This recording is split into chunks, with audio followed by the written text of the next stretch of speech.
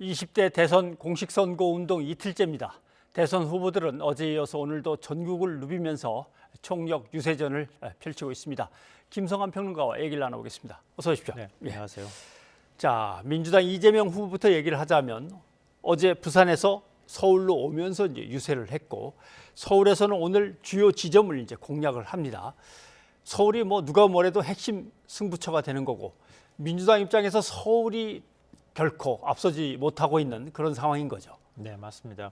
민주당 입장에서 서울 수도권 민심을 얻지 않고 어떻게 대선 승리를 할 수 있겠습니까? 예. 그러니까 지역별 인구 구성을 보면요. 서울 수도권이 50%, 그리고 영남이 합쳐서 25%, 예. 호남이 10% 이런 거거든요. 그러니까 서울 수도권을 빼고 영남을 뺀 나머지 지역이 25% 인구를 갖고 있다고 생각하시면 돼요. 예. 이제 영남 지역에서는 아무래도 열세일 수밖에 없잖아요. 그렇죠. 호남에서 아무리 10% 정도를 얻는다 하더라도 결국 서울 수도권에서 누가 이기느냐가 예. 대선 승패를 가를 수밖에 없는 상황인데요. 말씀하셨던 것처럼 부동산 민심도 좋지 않은 데다가 대장동 이슈까지 터진 상황이잖아요. 그러니까 여론조사 결과를 보면은 이재명 후보가 확실히 고전하고 있는 것은 틀림이 없거든요. 예.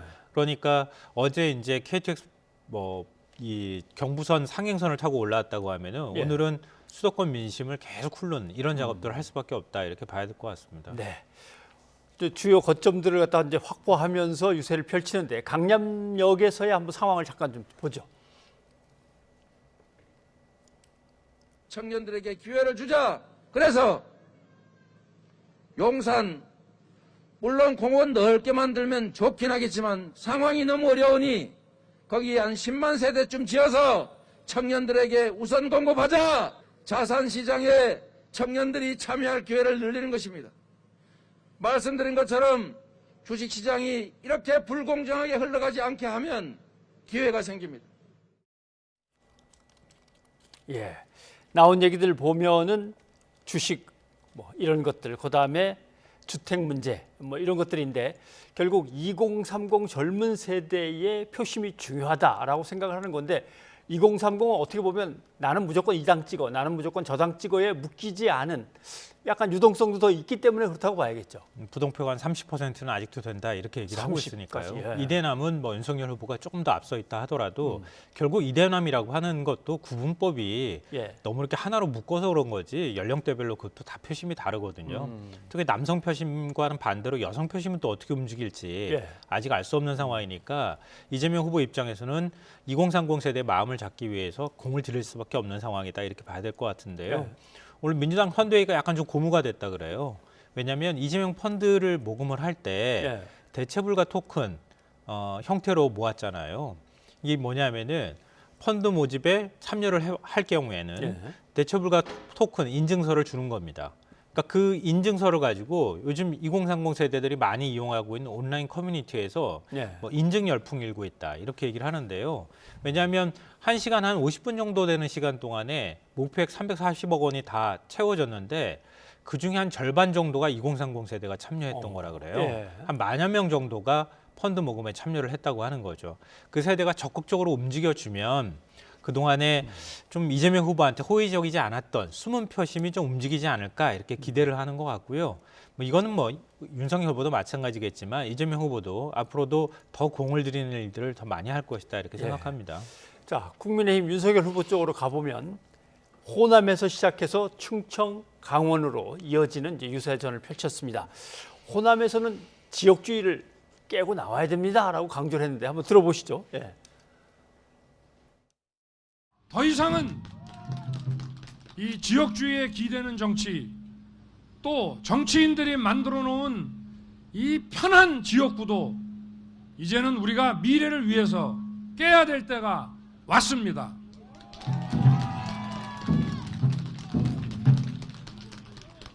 여러분이 불러주시고 키워주신 저 윤석열이 지역주의 깨고 국민화합과 통합을 이루고 이를 발판으로 대한민국의 번영과 광주의 발전을 기필코 이루어내겠습니다. 예.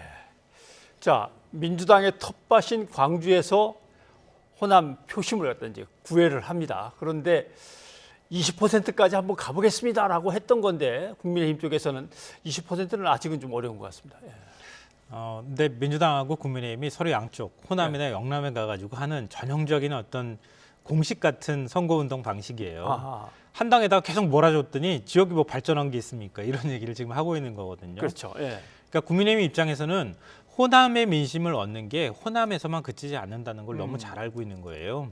수도권 민심에 영향을 주거든요. 예. 출향인들이 많이 있기 때문에 호남 지역에 호남 출향인들이 수도권 지역에서 굉장히 활발하게 많이 활동하거든요. 특히 대선 기간에 많이 활동하고 있다는 것을 알고 있을 거고 또 이번에 호남 출향인들 사이에서 누구 찍어야 될지 잘 모르겠다 이런 말들이 나온다는 또 얘기도 있기도 했어요. 예. 그러니까 그런 것들을 좀 공략할 필요가 있겠다 이런 판단을 한 것으로 보이는데요. 그러니까 국민의힘은 그동안에 이제 김종인 전 비대위원장 때부터 호남 공약에 공을 들여왔잖아요. 예. 그러니까 그렇게 해왔는데 윤석열 후보가 전두환은 옹호 발언을 하고 그리고 뭐 문재인 정부 적폐 청산 그리고 뭐 정치 보복을 시사하는 발언 이런 것 때문에 호남 여론이 좀 돌아서 있을 가능성이 높거든요. 근데 그런 부분들을 호남 개발론을 통해서 지금 돌파하려고 한다 이렇게 봐야 될 것 같습니다. 예. 그리고 또 하나 오늘 윤석열 후보가 내는 것 중에 이제 눈에 띄는 것은 지난번에 적폐 수사 얘기를 꺼냈다가 약간의 역풍이 있었단 말이죠. 그래서 그런지 저는 정치보복 생각도 안 하고 있습니다를 갖다 계속 강조를 합니다. 이렇게 강조하면 지난번에 적폐 수사로 인한 어떤 역풍이 조금 사그라들까요? 저는 근데 약간 좀 뭐랄까 선거 전략으로는 물론 자기 그 집토끼를 결집하는 데 있어서는 뭐 정권 심판론 얘기해도 좋고 뭐 어떤 얘기를 해도 좋은데 정치 보복이든 아니면은 뭐 어떤 형태로든 잘못한 부분이 있으면 수사하면 되는 거 아니냐 네. 뭐 이런 논리가 먹힐 수는 있는데 부동층까지는 아니라고 하더라도 최소한 상대 진영에 있는 표를 갖고 오기 위해서 특히 호남 표를 갖고 오는 데 있어서는 아직까지는 선거 전략이 좀 맞지 않는 것 같아요. 왜냐하면 오늘 이 발언하고 난 다음에 충청 지역 가서 민주당 정권 깨부수겠다고 얘기했거든요. 예. 그러니까 호남에 계신 분들 지역민들이 볼 때 뭐라고 생각하겠습니까? 그러니까 표심이 흔들리는 분들이 아마 저는 있을 것 같아요. 여론조사에도 그런 것들이 일정하게 좀 나타나기도 했었거든요. 그러니까 호남의 마음 줄 곳을 찾지 못하고 있다. 이제 이런 건데요.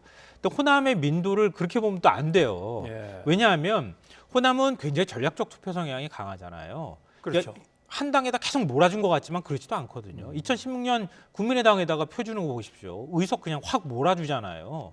그리고 문재인 대통령도 이른바 그 문 대통령만 가지고는 힘 가지고 김정숙 여사 없었으면은 아마 호남에서 그만큼 표 못 갖고 왔을 거라는 얘기도 하잖아요. 예. 그런 것처럼 안 된다고 판단할 때 또 안 된다고 판단한다는 거죠. 근데 그렇게 망설이는 분들이 적지 않게 있다고 얘기하고 국민의힘에도 그렇게 얘기를 하고 있다고 하면 최소한 호남 여론을 좀 의식하는 듯한 모습을 보여줘야 되는데 예. 그게 아니라 윤석열 후보는 그냥 그냥 정권 심판 이걸로 지금 가고 있거든요. 이렇게 하면 아무리 전략적 투표를 하려고 해도 못 한다는 거죠. 그러니까 민주당만으로는 안 돼라고 하는 마음이 있다 하더라도 그래도 민주당이 없어지는 건 싫어 이렇게 반응 보인다는 거죠. 이거는 제가 볼 때는 윤석열 후보가 전략적으로 앞으로 또 발언을 수위를 좀 조절할 필요가 있다고 생각합니다. 그러나 민주당이 집권하면 아무튼 엄청난 일을 저질 거야 이렇게 자꾸 몰아붙이니까 이런 부정적인 이미지를 빨리 불식시키려면 보복이란 없습니다. 나는 보복 같은 거 안 합니다라는 의미는 빨리 얘기를 해야 될 것 같아요. 그 발언은 거기서 하고 또 다른 지역 가서는 다른 발언을 하기 때문에 그걸 뻔히 다 알고 있는 예. 상황이 되는 거잖아요. 물론 호남에 가서는 그 마음을 돌아선 마음을 다시 돌려놓고 싶은 마음에서 그런 발언을 했을 거라고 생각하지만 그게 진정성이 있기 위해서는 진정성이 있다고 지역 주민들이 생각하기 위해서는 훨씬 더 적극적으로 진정성 있는 모습을 예. 보여줘야 한다는 거죠. 알겠습니다. 자, 국민의당 안철수 후보 얘기를 해보죠. 안타까운 사고가 선거 유세 중에 발생을 해서 뭐 당분간은 선거 운동을 잠정적으로 중단하고 돌아가신 분에 대해서 예우를 다하는데 전력하겠다라고 했으니 그 얘기를 한번 약간 들어보죠. 저희를 도와주시던 분들이 이렇게 불의의 사고를 당해서 정말 황망함을 금할 수가 없습니다. 사고 수습에 저희들이 할 수 있는 모든 일을 다하겠습니다. 예. 3위로 가고 있는 후보 진영에서 저런 일이 생겨서 운동이 중단된다 그러면 이게 어떻게 변수로 작용을 할까요? 네, 저런 일 가지고 변수를 따진다는 게 좀 그런데요. 그러니까 비슷한 일이 2012년에도 있었거든요. 많은 분들이 아마 기억하고 아시겠지만 박근혜 당시 후보의 이춘상 보좌관이 강원 지역 유세를 가는 도중에 교통사고가 났어요. 그렇죠. 그러니까 이춘상 보좌관은 사망하고 5명이 부상을 당하는 사고가 있었거든요. 예. 그때 이제 당시에 경쟁자였던 문재인 후보가 조문 위로도 하고 그다음에 당시에 노영민 비서실장이 가서 직접 조문도 하고 이제 이런 일들이 있었는데요. 그래서 박근혜 전 대통령이 당시에 선거 끝나고 난 다음에 당선자 신분으로 가장 힘들었던 일로 바로 그 일을 회고하기도 했었어요. 그러니까 지금 이제 안철수 후보 입장에서도 굉장히 심리적으로 힘들 것이다 이렇게 생각하고요. 더군다나 배우자인 김미경 교수도 지금 코로나19 확진 판정을 받아서 병원에 입원한 상황이라고 하잖아요. 그러니까 굉장히 힘든 시간을 보낼 것이다. 심리적으로 많이 흔들리는 상황일 것이다. 이렇게 생각이 되는데요. 그러니까 이 장례 절차도 끝내고 그리고 다시 이제 선거운동에 복귀를 할 때 그때 어떤 선택을 할지는 잘 모르겠어요. 그러니까 단일화를 적극적으로 임할지 아니면은 완주 의사를 밝힐지 이거는 뭐 알 수는 없지만 어찌 됐든 굉장히 힘든 시간을 보내고 난 다음에 또 사람은 또 그런 일들을 겪고 나면 또 생각이 달라질 수 있으니까요. 그런 부분들은 좀 지켜봐야 되지 않을까 생각합니다. 예. 과연 선거 운동이 중단된 상황에서는 뭐 단일화 논의 협상을 계속할 수는 없는 거니까 그건 그렇죠. 당연히 중단되는데 이게 끝나고 나서 다시 재등장할 때 어떤 모습일 거냐. 근데 여기에 대해서 이제 이준석 대표 같은 경우 후보를 사퇴하는 데 있어서 그 정도 명분이 생길 만한 어떤 충분한 예우를 해드리면 되는 건지 안 되는 건지 말이 좀 복잡한데 한번 좀 자세히 한번 좀 들어보죠, 그 장면을. 예. 그 이준석 대표 말 들어보셨습니까? 지금 뭐 녹취가 아직은 준비가 안 됐는데. 네. 예. 근데 국민의힘 머릿속에는 여론사 단일화는 아예 없는 것 같아요. 없는 것 같아요? 예, 아예 고려하지도 않는 것 같고요. 그 방식은 여러 가지 이제 줄다리기를 힘겨루기를 하는 과정에서도 국민들께서 보기에도 그렇게 썩 보기 좋아 보이는 모습도 아닐 거고요. 예, 저 지금 나오고 있는데 더 나은 명분을 제시할 수 있는 그런 예우가 있지 않겠느냐라는 차원 정도의 메시지로. 지금 언론 보도를 통해서 나오는 내용은 그거잖아요. 책임 총리 그리고 장관직 몇 자리. 예. 이걸 이제 공동정부라고 보통 우리가 부른다고 하면 공동정부를 제안하는 형태가 될 것이다 이런 얘기가 나오고요. JTBC가 또 흥미로운 얘기를 했는데 물론 국민의힘 쪽에서는 부인하기는 했지만 5년 후에 뭔가를 보장하는 방안까지도 생각하고 있다. 이게 한 사람의 개인 머리에서 나왔는지는 알 수는 없으나 뭐 예를 들면 이번에 내가 하면 당신을 도와줘서 당신이 대선 후보로 나갈 수 있도록 해주겠어. 뭐 이런 것들을 약속한다고 하는 건데 근데 그거는 예를 들어서 윤석열 후보가 대통령이 된다고 하면 대통령의 특정 후보를 밀어주는 것이 되기 때문에 이거야말로 권력 나눠먹기가 자꾸 그런 되는 얘기들이 거죠. 나오니까 안 후보는 윤 후보한테 얘기했으니까 윤 후보가 나한테 직접 얘기하면 몰라도 제가 받아들일 수가 없다 무슨 얘기든. 이번 사건 겪기 전에 이미 얘기를 했어요. 본인은 며칠 내로 답해라. 라는 것 하나 하고 여론조사 방식 단일화 외에는 나는 아예 없다. 이제 이런 식의 태도를 보였거든요. 물론 정치는 생물이기 때문에 앞으로 어떤 태도를 또 보일지 이건 뭐 우리는 알 수 없지만 최소한 안철수 후보가 뭐 단판 형식으로 안철수 후보가 후보직을 사퇴하거나 이런 일들을 기대하고 있다고 하면 그만큼의 명분을 줘야 한다. 근데 문제는 뭐냐면 방금 전에 제가 야합이라고 말씀드렸던 것처럼 내가 언제 뭘 보장해 줄게. 이게 사실 안철수 후보가 그 말 믿고 그럼 난 후보직 사퇴하겠습니다라고 얘기하면 굉장히 순진한 거죠. 그렇죠. 그렇지 않겠습니까? 정치인이 5년 뒤를 어떻게 한다고 그걸 보장해 주고 말고를 얘기하겠어요. 그건 현실적인 약속이 되지 않을 거고요. 구체적으로 안 후보가 단일화를 하는 데 있어서 결국은 윤석열 후보가 지금 지지율 차가 많이 나기 때문에 윤석열 후보가 드랍해서 후보직 사퇴하겠어라고 하는 말이 나올 수는 없는 상황이잖아요. 결국 안철수 후보가 어떤 선택을 하는가의 문제인데 그만큼 충분히 보상해 줄 만한 단일화 제안이 있을 것이냐. 그랬을 경우에 민주당 입장이나 아니면 비판하는 쪽에서 볼 때는 권력 나눠먹게 하는 것 아니냐. 그렇죠. 이런 식의 또 왜냐하면은 단일화에 대한 공정한 절차가 빠진 상태에서 단판 형태로 단일화를 하면 권력 나눠먹기로 비춰질 수도 있단 그렇게 말이에요. 되면 안철수 후보를 지지하던 그 지지표가 그대로 윤석열 후보한테 간다는 보장도 그렇죠. 힘들죠. 없죠. 예.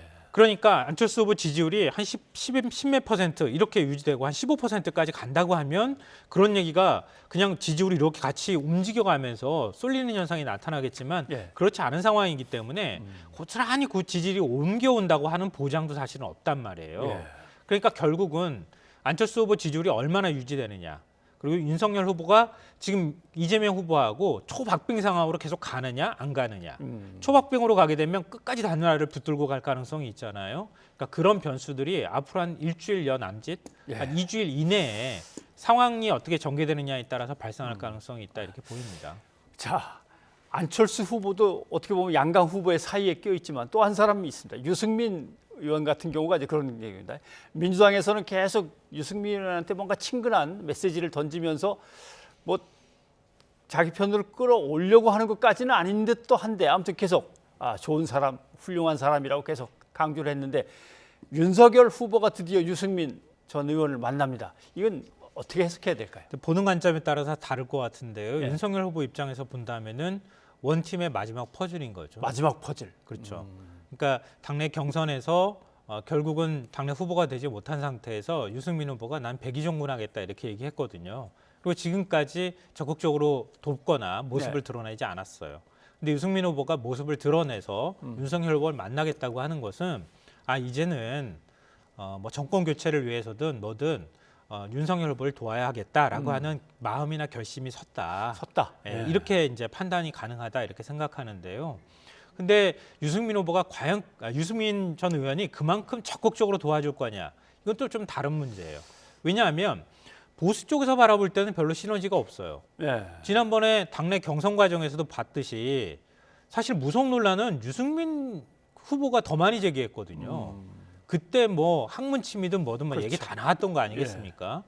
그러니까 유승민 의원은 전 의원은 보수 쪽에서 볼 때는 별로 탐탁치가 않아요. 근데 중도하고 부동층 그리고 진보 진영에서 볼 때는 굉장히 매력적인 정치인이라는 거죠. 굉장히 합리적으로 보이고 보수 성향은 갖고 있지만 경제적으로도 굉장히 해박한 지식을 갖고 있고 이런 점에 있어서 이재명 후보가 지금 실용을 얘기하고 통합을 얘기할 때 유승민 의원이 오지는 않더라도 최소한 유승민 의원이 가 있는 지점까지는 내가 도달해야 부동층의 표를 갖고 올 수 있다 이러면서 러브콜을 보내는 거고 윤석열 후보는 마지막 퍼즐을 꿰고 부동층 표로 지금 보수표에서 확장하는 전략을 같이 구사하고 싶은 것이다. 이렇게 해석해야 되지 않을까 싶습니다. 네. 자, 마지막 퍼즐이 잘 맞춰지는지는 이제 좀 지켜보면 되겠죠. 예, 오늘 여기까지 듣겠습니다. 고맙습니다.